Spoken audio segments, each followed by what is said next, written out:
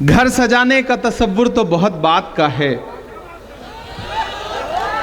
घर सजाने का तसव्वुर तो बहुत बात का है, पहले यह तय हो कि इस घर को बचाएं कैसे।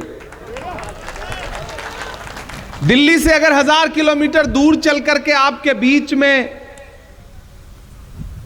लंबा सा सफर तय करके अगर हम लोग यहां आज बैठे हैं, अगर प्रदेश अध्यक्ष आपके अखिलेश जी अपने तमाम कार्यक्रम छोड़ करके इस कार्यक्रम में बैठे हैं और आपको जागरूक करने के लिए संविधान जिंदाबाद का नारा लगा रहे हैं, तो इसका मकसद और इसका मतलब आपको समझना पड़ेगा।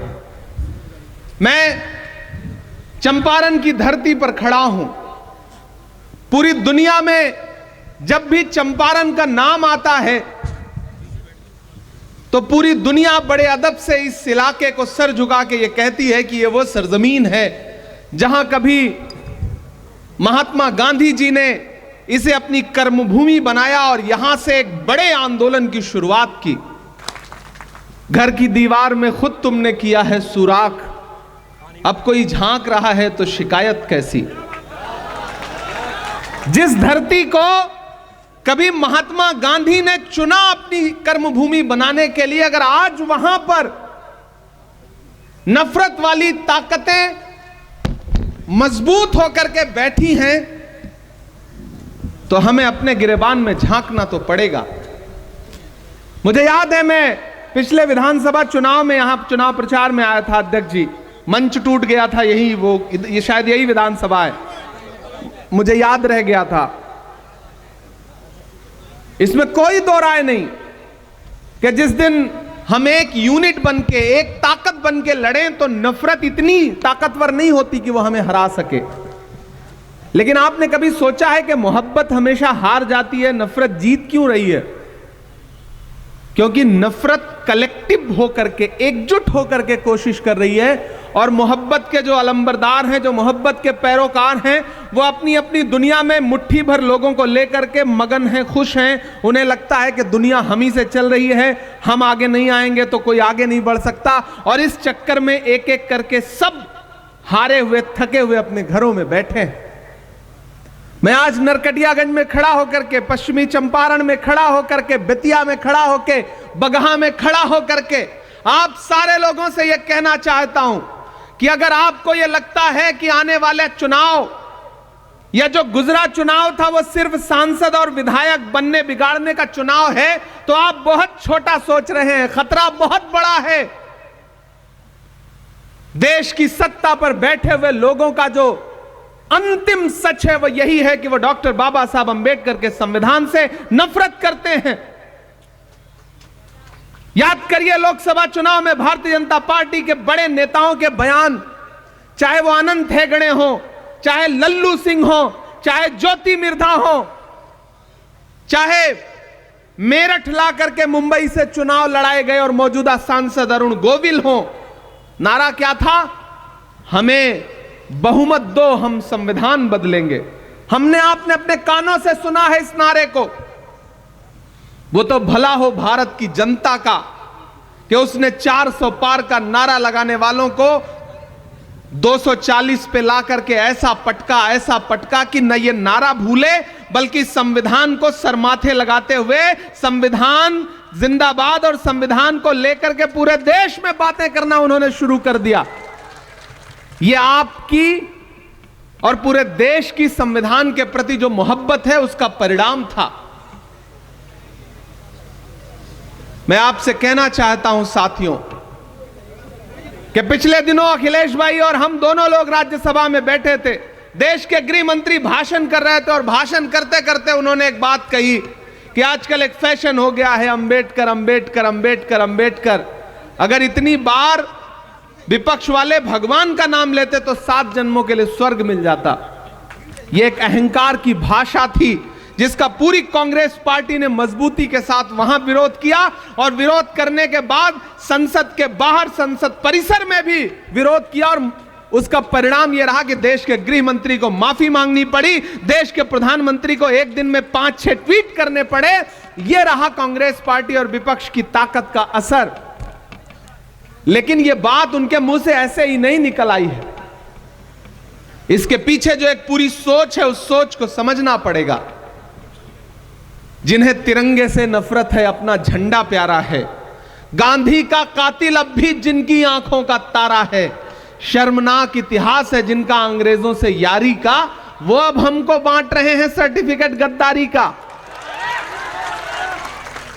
उनके इरादे खतरनाक हैं, क्योंकि पूरा सिस्टम, पूरा तंत्र उनके साथ है, इसलिए बहुत सारी जगहों पे सफल होते हुए भी दिख रहे हैं। इसलिए हमारा आपका दायित्व तो बहुत बढ़ जाता है। यहां मंच पर सैकड़ों की तादाद में पदाधिकारी और नेता बैठे हैं। मेरा मानना है कि मंच पर मौजूद लोग ही अगर आज से एकजुट होकर के ये सोच लें कि हमें नफरत वाली ताकतों के खिलाफ आज से लड़ाई शुरू करनी है। हमारी दिक्कत क्या है कि हम सिर्फ चुनावी टाइम में चुनाव लड़ते हैं, जब टिकट मांगने का मौका आता है तब हम नई सदरी और नया कुर्ता पजामा निकालते हैं। सही है कि नहीं? चुनाव पूरे 5 साल लड़ना पड़ेगा, नफरत के खिलाफ पूरे 5 साल लड़ना पड़ेगा। वो नफरत को फैलाने के इतने असंख्य हथियार हैं उनके पास। हम आप यहां भाषण कर रहे हैं, उनका पूरा एक आईटी सेल बैठा है। आपके कौन से बयान को कहां काट करके कहां पहुंचा दिया जाएगा आपको पता भी नहीं चलेगा।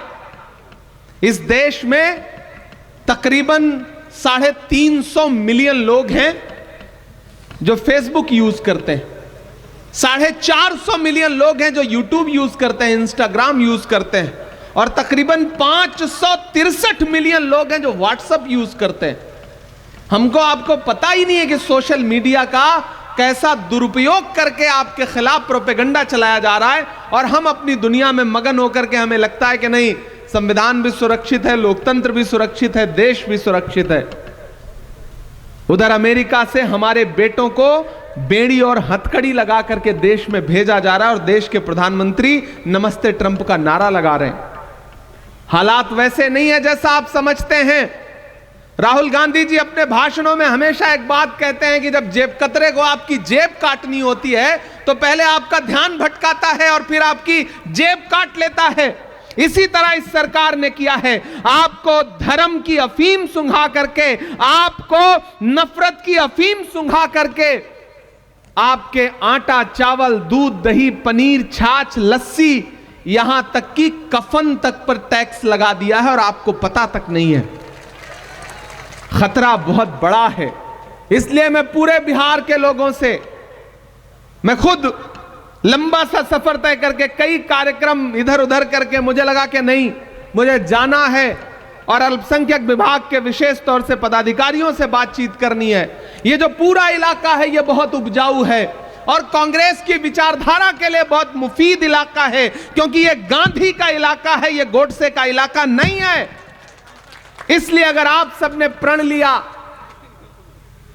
किसी ने कहा है कि शेर जब तक अपनी कहानियां लिखना खुद नहीं सीखेंगे तब तक शिकारी अपनी कहानियों में खुद को महान बताते रहेंगे। मेरे भाई, यहां बड़ी तादाद में बुजुर्ग बैठे हैं, नौजवान साथी बैठे हैं, माएं बहनें बैठी हैं। महान बादशाह सिकंदर ने जब यूनान जीता ना, यूनान को जब फतेह किया तो जीत का जश्न मनाने के लिए शहर की सड़कों पर निकला, तो उसने देखा कि पूरा शहर तो जश्न मना रहा है, लेकिन एक फकीर आदमी सड़क के किनारे बेखबर होकर के सारे शोरगुल से चुपचाप सो रहा है। सिकंदर को गुस्सा आया। सिकंदर अपने घोड़े से उतरा, उतर के उस सोते हुए फकीर के पास गया और गुस्से में उसे जोर की एक लात मारी और लात मार के कहा कि क्यों रे फकीर, मैंने शहर जीत लिया, यूनान फतेह कर लिया, लोग मेरे साथ जश्न मना रहे हैं और तू सो रहा है। उस फकीर ने उनींदी आंखों से सिकंदर की तरफ देखा और देख करके कहा कि शहर फतेह करना, शहर जीतना बादशाहों का काम है, लेकिन लात मारना गधे का काम है। लात तो हमको आपको भी मारी जा रही है ना पिछले कुछ वर्षों से। कभी महंगाई की लात पड़ रही है, कभी नोटबंदी की लात पड़ रही है, कभी जीएसटी की लात पड़ रही है, लेकिन हम हैं कि सोए हुए हैं, हम आवाज नहीं उठा रहे हैं, हम बोल नहीं रहे हैं।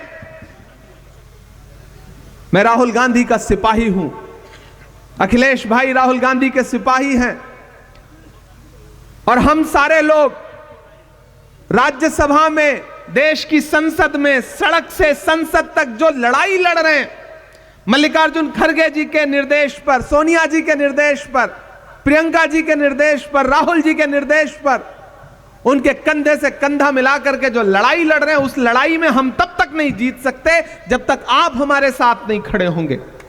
आपका साथ होना बहुत महत्वपूर्ण है। आप बहुत जरूरी लोग हैं। हम यहां 3-4 फीट ऊपर मंच पर बैठे हैं और आप नीचे 4 फीट बैठे हैं, तो इसका यह मतलब नहीं कि आपका अस्तित्व जो है वो कमतर है। मैं तो यह मानता हूं कि जैसे 2 तराजू है, एक आप हैं, एक ये इस तरफ है, और ये तराजू का एक पलड़ा थोड़ा सा ऊंचा है, आप नीचे हैं, तो इसका यह मतलब नहीं कि आप कमतर हैं। आप ज्यादा महत्वपूर्ण लोग हैं, क्योंकि तराजू का वही पलड़ा नीचे होता है, झुका होता है, जिसमें वजन ज्यादा होता है। आप ज्यादा वजनदार लोग हैं। नया पाने की चाहत में पुराना छूट जाता है, तुझे अपनाऊं तो मुझसे जमाना रूठ जाता है। मोहब्बत पढ़ने लिखने में बहुत आसान है, लेकिन मोहब्बत को निभाने में पसीना छूट जाता है।